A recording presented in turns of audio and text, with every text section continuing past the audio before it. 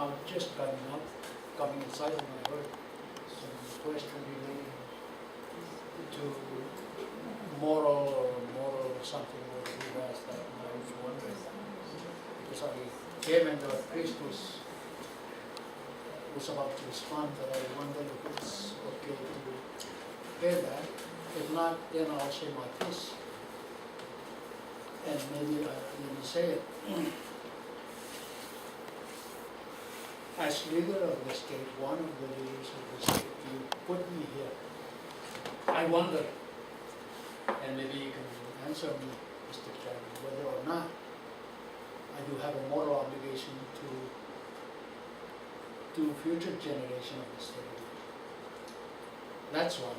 Because I think if we're talking about development here, then we're talking about development that meets the needs of the present people, us, without compromising the ability of future generation to meet their own needs. And I think, to me, I may interpret that as more of a moral obligation to do that. Maybe legal, maybe not, but I think it's something that we need to think out when we talk about development. And I've mentioned this here and everywhere I go, that there are, when we talk about developments, there are 4 pillars to development. We have economic, environment, social, and culture. We need to have that pot sitting on 4 pillars so it can be benefit to the future generation as well as benefit us in the future. And I think at one point in time I can misquoted, but I want to make it clear. Because I just saw that in the internet on Facebook, somebody told me, you cannot take one pillar and say this is it, this is development. You have to develop in such a way that good for the state of that, and especially for our future generation. We get a little bit here and there, but they do get, we don't compromise their ability to meet their needs. Thank you, Chairman. Thank you, Senator Macab.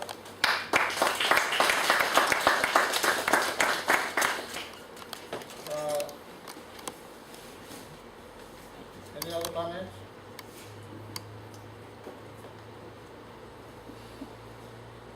Chairman, we have Okay, go ahead, please. This is just in reference to Elsie's comments. Her interpretation of the Constitution is that because land is a resource within the state, the government may review it, and so that because this template is pertaining to land, which is something that all landowners within the state, it's an offer made to all landowners within the state. Is that correct? That it can be reviewed by this committee and by the legislature? Because the template is an offer made to landowners within the state that the legislature may be able to review. I was just trying to clarify that point. I think the point is clear. Okay. So what will, Well, there are private companies, there are companies that also execute land leases. Are we suggesting then that every other lease agreement that is executed by other companies must also be subject to legislative review? Because it's walking a thin line here. well, so you want to respond to the question raised by Coach? But no? Thank you, Chairman, and thank you, Katino. No, it's not necessarily a thin line. It's very different. And let me draw the distinction for you. The template is one of the results of the investment agreement signed between the government and ETG. It has been brought before the legislature. That's an additional basis. With respect to other land leases between other private companies, I say that it's not a thin line because I don't see the government being involved in those arrangements. You need to distinguish that from a government investment agreement with ETG and a private landowner agreement with a private company, period. They are different and not the same. I know that an example has been used, and the Council of Pilung letter made reference to that, the Satwal situation. Although the Satwal situation could be regarded as a private situation, nevertheless, it was an entire community that was suffering damages from a ship that went on the reef or something. They had already suffered damages. It was an entire community asking the government for help, and not for a grant but for a loan. I think you can make the distinctions there. I think we don't need a highly trained person to see the distinction there.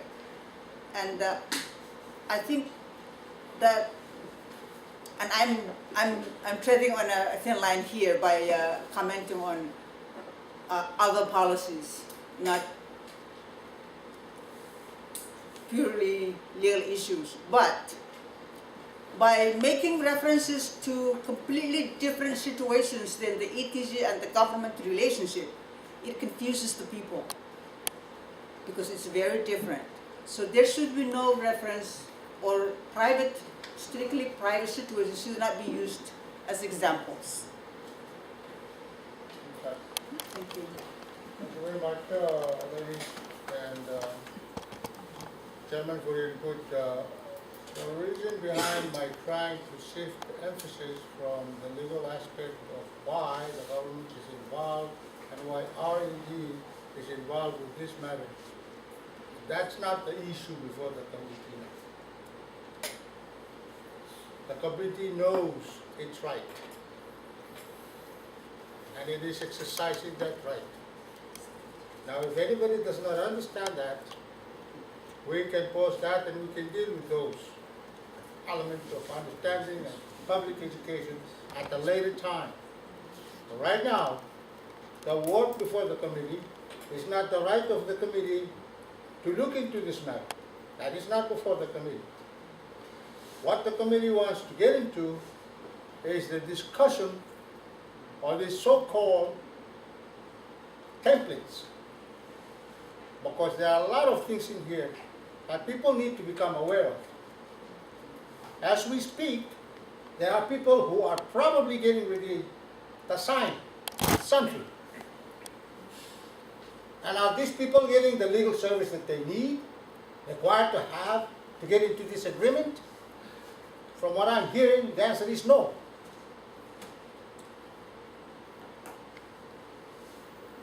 So let's shift away from concentrating on the right of this committee and the government, the legislature, to hear this matter because this matter is before the committee now.